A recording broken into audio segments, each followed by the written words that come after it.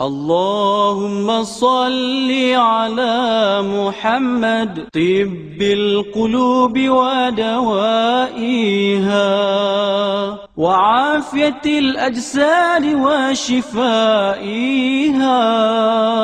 ونور الأبصار وجلائها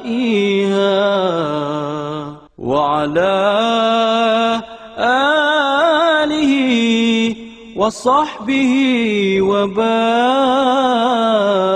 وسلم. بسم الله أوله وآخره. Our first question is one which has been answered several times in the past. But there are a large number of people who do not have the time to go searching for the answers. And so they constantly write to me wanting an answer. Sheikh, didn't you study geography? You said that when the Dajjal was released in a day which is like a year, he was released in the island of Tamim ad-Dari, and you say that that island is Britain. But the Prophet ﷺ pointed 20 times to the east. The Dajjal will come from the east, and Sheikh, Britain is in the west. Didn't you study geography? So this question is being posed again and again, even though I did give a response to it. So I guess I'm going to just have to keep on repeating the answer again and again, my answer, of course. But let me say one more time, I don't know how many times I must say it, that whenever I give an opinion, whenever I express my view, whenever I interpret, I don't want you to accept my opinion. I don't want you to accept my view. I do not want you to accept my interpretation unless and until you are convinced that it is correct. Those are dangerous students who will accept everything that I say without first critically examining. And you must also listen to the views of my critics, people who have different opinions from me. And when you have studied the subject and you are convinced that I am correct, only then should you accept my view. So now let's turn to the hadith of Tamim ad-Dari, which is in Sahih Muslim, in which the Prophet ﷺ said that when the Dajjal is released, he'll live on earth for 40 days. And the first thing we must recognize is 40 days does not always stand for 40 days as we know a day. 40 days do not always stand for 40 days as we know a day. That's the first thing you must learn. Someone asked the Prophet ﷺ, which was the first masjid to be built? He said the Kaaba. And then they asked which was the second masjid to be built. And he said, Masjid al-Aqsa, Jerusalem. And then he asked how many years, or how much time elapsed between the two. He said 40 years. 40 years. But no, we know that the time which elapsed between the one built by Ibrahim alayhi salam and the one built by Sulaiman alayhi salam must have been 1,000 years or more. But he said 40 years. And so now we have to understand that sometimes these numbers are given as figures of speech, not to be understood literally. Having said that, the Dajjal will live on earth for 40 days. One day which will be like a year, one day which will be like a month, and one day which will be like a week. And the rest of his days like your days. So please don't tell me that you're going to take away 3 from 40 and come out 37, huh? and the rest of the days will be 37 days. Do not do that. We said that when he was released in a day which is like a year, the hadith of Tamim Mudari is that he's going to be released on an island. If you say the island is in the Persian Gulf, or you say the island is in the Mediterranean Sea, or you say the island is Singapore, well then, what I expect of you is that you will back up your claim by providing the evidence to support your thesis that this is the island. I have offered my opinion that the island is Britain, and I have provided substantial evidence to support my claim that the island is Britain. But this is the release of Dajjal. Dajjal is in chains, and the chains are removed, so he is released. And I say that he was released in the lifetime of the Prophet ﷺ. Otherwise, how could the Prophet ﷺ said that it is possible that Ibn Sayyad is Dajjal? How is it possible that the Prophet ﷺ could say that perhaps Ibn Sayyad, a Jewish boy in Medina, is Dajjal? Huh? He didn't say he is Dajjal. He did not say that. He said if he is Dajjal, then, and if he is not, then. So it's possible. The only way he can say that it is possible is if Dajjal is no longer in his chains. He has now been released. But the hadith also speak about the khuruj of Dajjal. And the khuruj is something else. The khuruj of Dajjal will take place after a certain number of events have taken place. For example, the hadith of Sahih Muslim, that there will first be the Umran of Baytul Maqdis, Jerusalem flourishing, or Baytul Maqdis flourishing, or Al-Quds flourishing, whichever name you want, meaning center stage in the world. And at that time, Yathrib or Medina is in a state of desolation, kharab. And then comes the next, and that is the khuruj of the Malhama, the Great War. And today we are at that point in time where Jerusalem is flourishing, Medina is a backwater, is a desolation, and now we are waiting for the Great War to start. That's where we are now. But the khuruj of the Malhama is going to lead to the Fathul Constantinia. That Constantinople is going to be conquered after the Great War. That is an event which is to come. And then after the Fathul Constantinia, only then do you have the khuruj of Dajjal. So don't mix up the two. The khuruj of Dajjal is when he appears in human form. And at that time you'll see him as a Jew, and as a young man, and powerfully built, and curly hair. And I used to always think that this is curly hair, until a student of mine came from Egypt.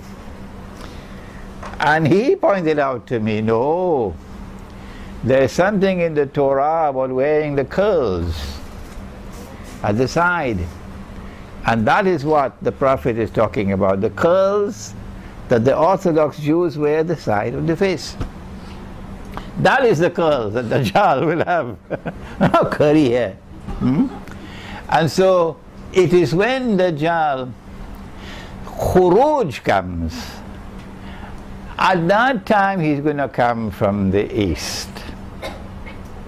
20 times the Prophet pointed in the direction of the east. But his release and his khuruj are two different events. This one is Britain and that one is the east. And yes, Imran Hussein did study a little bit of geography in school. So I hope we have explained that subject. Our next question pertains to the hadith about the river Euphrates, that the Prophet said, alayhi salatu wasalam, that the river Euphrates will uncover a mountain of gold, and that people will fight over that gold, and that 99 out of every 100 would be killed, and everyone will be saying, I hope I will be the one who will survive. But the Muslims must not touch that gold. And I have lectured on the subject and offered an opinion. And my opinion is that this is not to be understood literally. No. That we don't have to wait until the river dries up, and then from underneath the river will emerge a mountain of the metal. No. I'm saying that what is lying underneath the river in that entire basin is oil. And while there's oil in the North Sea, you don't have to remind me of that. And while there's oil in Nigeria, and while there's oil in Venezuela, and oil in the United States, and lots of oil in Russia, it is this oil, the one in the basin underneath the river Euphrates, this is the oil which is destined to function as gold. Gold has always been money. Money, dinar. And so the Prophet alayhi salatu wasalam is saying that a mountain of gold is going to emerge from the river Euphrates, meaning that the oil that is going to be discovered in that area is destined to function as gold. Not the North Sea oil, not the oil in Venezuela. You don't have to remind me that there's oil in Venezuela. I know that. It is this oil which is destined to function as gold. And that is why it was said a mountain of gold. And this is my opinion. Don't touch it. Oh, but gold is halal. Allah created gold as halal. Why should I not touch gold? Is there any sane reason? Any rational explanation for me not touching gold that Allah made halal? And there's a hadith that in Akhirul Zaman the earth is going to vomit. The earth is going to vomit from its liver columns of gold and silver. Why should I not touch that gold? No, it's not to be understood literally. What happened was that the Western world, the Zionist world, in search of achieving their ultimate objective of creating one world government that will rule over the whole of mankind, so that Dajjal could then rule over mankind from Israel. That's the strategy. To bring all of mankind together, globalization in a one world government. Decided about 100 years ago or more on a strategy involving money to bring all of mankind together through money into one world government. And so they began planning, and they created the Federal Reserve in the United States. They created the League of Nations and they created the United Nations as part of the strategy to create one world government. Why will you not understand that? So that Dajjal can rule the world. And at the heart of that strategy was a monetary system. A monetary system through which you will get all of mankind together. And that monetary system was formalized in a conference that took place in a place called Bretton Woods in upstate New York. And they brought the paper money into being, backed by gold, only the US dollar. Only the US dollar, backed by gold. And all the rest of the paper money in the world having no backing by gold. And even the US dollar is redeemable at $35 an ounce, but only governments can bring their dollars to Uncle Sam to have it redeemed into gold at $35 an ounce. But that was only window dressing. That was only dust in our eyes.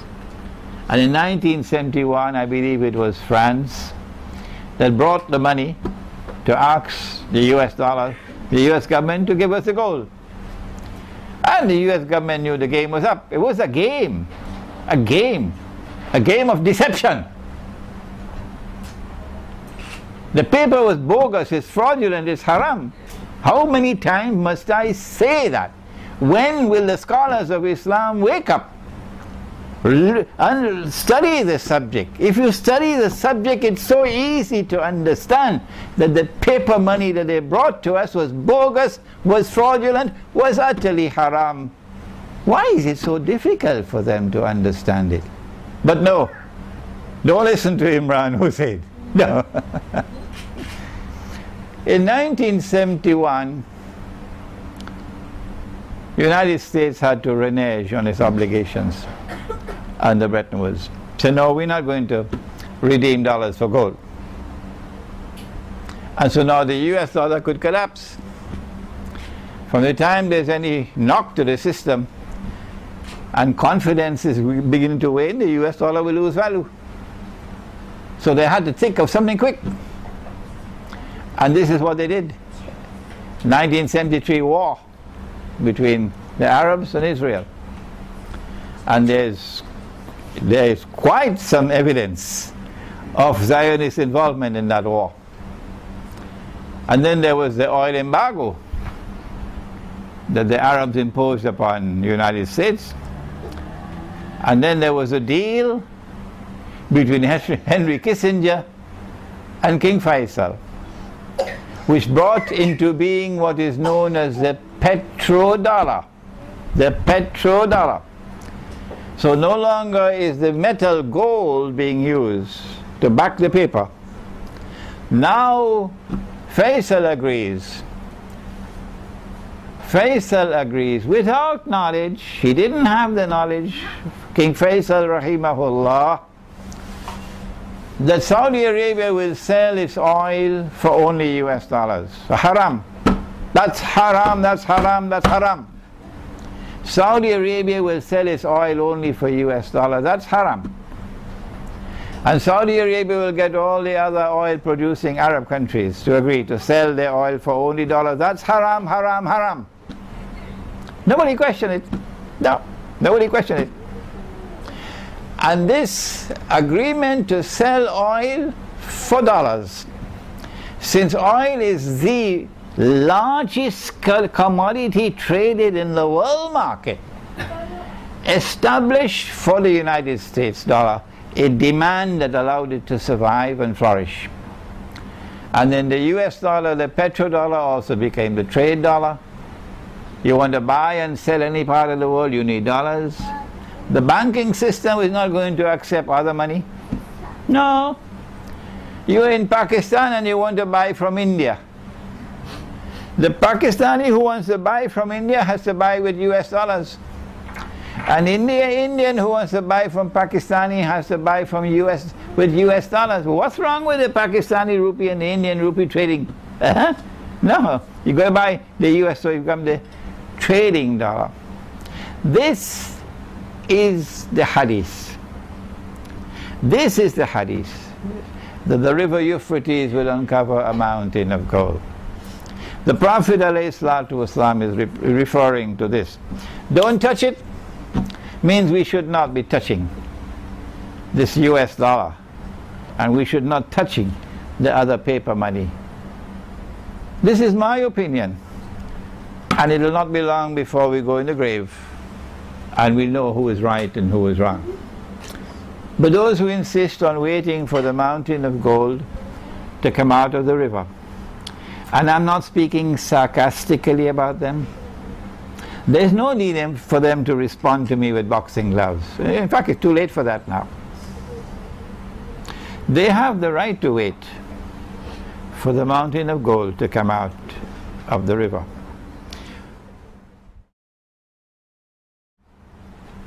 The Prophet ﷺ prophesied that you will make an alliance with Rome in Akhir Zaman. But the hadith also speaks about war with Rome, and that they'll attack you under 80 flags and 1/3 of the army will run away and Allah will never forgive them, and 1/3 of the army would be killed and they'll be shuhada, the best shuhada, and the last 1/3 will be victorious against Rome. And we are puzzled. How can we make an alliance with the people who are going to fight against us? That's the question. In answer to that question, I want to point out that Rome began as a city in Italy, the city of Rome, which was a pagan city, which worshipped idols and Greek gods and goddesses.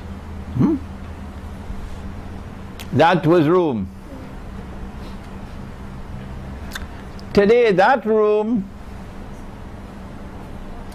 is Western European Christians. That Rome has the Roman Catholic Church and the Protestant Church. Today that Rome has a NATO alliance. Today that Rome is modern Western civilization from its pagan origins. And then when Christianity came to Rome, an emperor emerged whose name was Constantine. And he took Rome out of Rome and established the city that came to be known as Constantinople. And this became the second Rome. This second Rome was otherwise known as the Byzantine Empire. And it was in rivalry with the Persian Empire. And when the Quran declared Ghulibatir Rum, the Quran was referring to this second Rome, not the first, the second one, which had been defeated by Persia. But the tables will soon turn, says the Quran, in a few years, bid'a sinin. And the Byzantine Empire will defeat the Persians, and that's what happened. So when the Quran used the word Rome, it was referring to Rome number 2, or Byzantium. And when the Ottoman Sultan Muhammad Fatih conquered Constantinople in 1456, I believe, almost 600 years ago.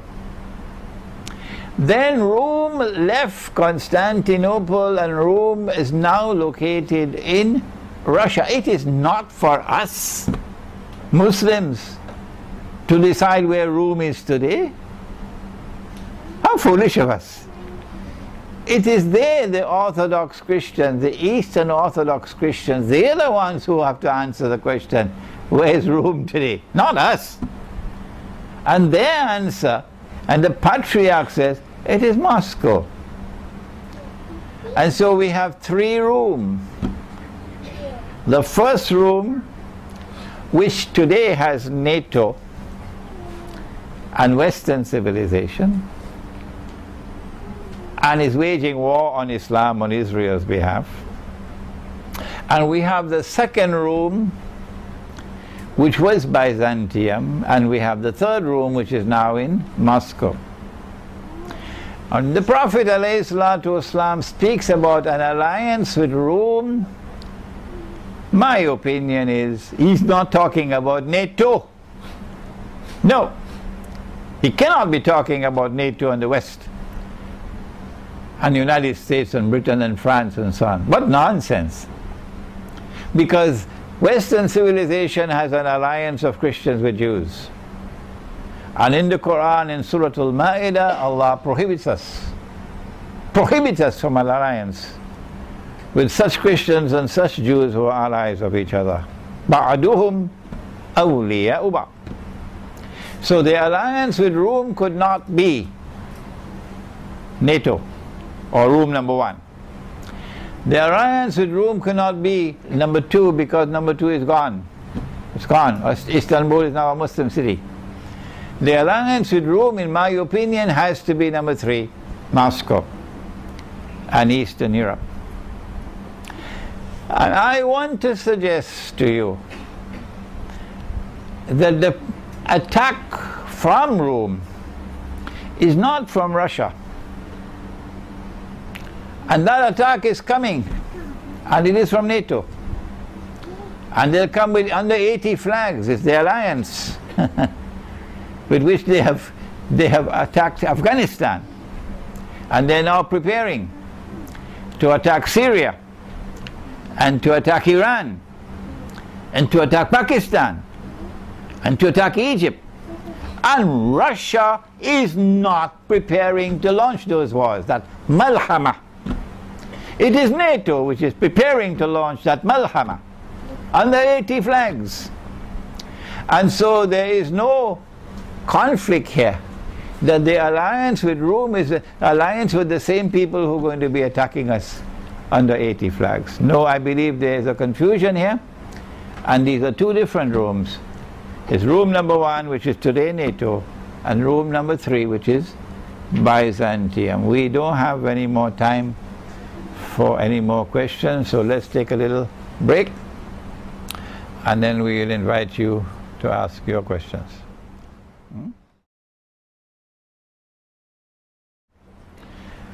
We now have another question from a student who is sitting here with me from Switzerland.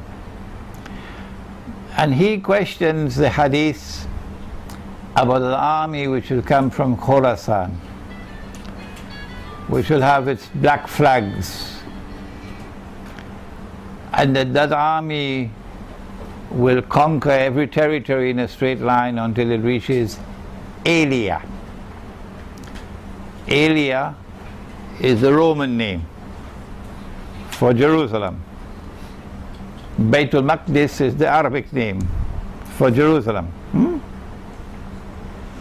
There are some who hold the view that this hadith is a weak or daif hadith. But it will be very interesting if someone will do a research work on all the hadiths which are considered to be daif, to examine to what extent do these hadiths which are considered to be daif are in harmony with the Quran, and are in harmony with the body of other hadiths on the subject. Okay? When we look at Khurasan, we see that it is the one part of the world of Islam which has never been conquered by the West. Never. Modern Western civilization tried to conquer Afghanistan, but failed. The British tried, and they failed. The Russians tried, they failed. And now guess who is trying? And they're failing. Hmm? This is evidence on the ground that there is something special, something unique about Khurasan. So you can say hadith is da'if or not, that's up to you. The fact is that the evidence on the ground is compelling that this is the one part of the world of Islam which has not as yet been colonized, cannot be colonized, and is unafraid to resist oppression. Afghanistan has fought, and fought brilliantly, without any PhDs from Oxford and Yale and Stanford and Harvard. No. Afghanistan has fought and fought brilliantly.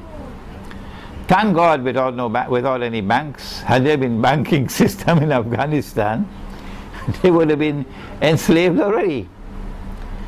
The Afghans don't wear black ties and black suits. No. The Afghans don't shave their beards. No. You don't see Afghan women in bikinis. No. Afghanistan has not become a copycat of the modern West.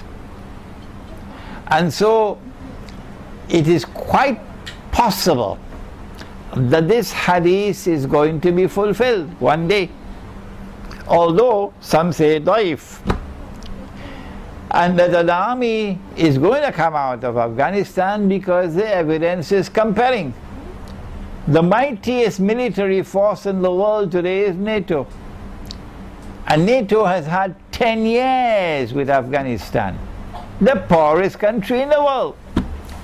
And NATO has not as yet succeeded in subduing Afghanistan. The Afghans are still fighting. And so I say the evidence is compelling, daif or no daif, that an army is already fighting in Afghanistan and in Khurasan, and that army is destined to liberate Jerusalem. And I believe that event is not too far from now. Perhaps another 20, 25 years. But before I end, the Prophet ﷺ said that it is only at that time when those who have faith in their hearts long for death. There's nothing dearer to me in the world than to die, because the conditions in the world are so horrible that they long to leave this world. It is only at that time that the khuruj of Dajjal will take place. Only at that time.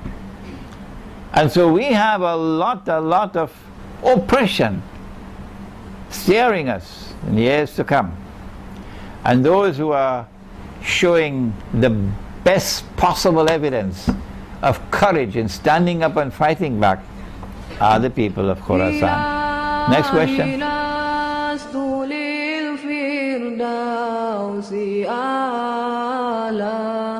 ولا أقوى على نار الجحيم الله فهب لي التوبة واغفر ذنوبي فإنك غافر الذنب العظيم إلهي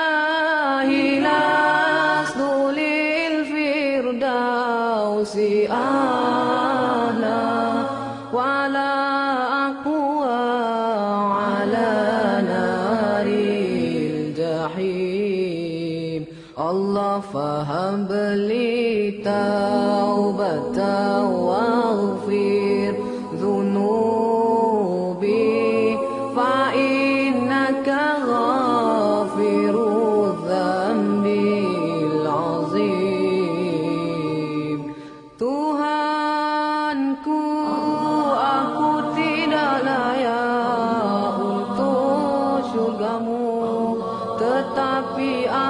tidak pula sanggup menanggung siksa nerakamu. Dari itu kurniakanlah ampunan kepadaku, ampunkanlah dosaku. Sesungguhnya Engkaulah pengampun dosa-dosa besar. Tuhanku, aku tidak layak untuk syurgamu, tetapi aku tidak pula sanggup menanggung siksa nerakamu. Dari itu kurniakanlah ampunan kepadaku, ampunkanlah dosaku. Sesungguhnya Engkaulah pengampun dosa-dosa besar. Ilahi lastulil firdausi a'la wala aqwa ala naril jahim. Allah fahabli tawbatan waghfir dhunubi fa innaka ghafiru dhanbil azim. Ilahi lastu lil firdausi a'la wala aqwa ala naril jahim. Allah fahabli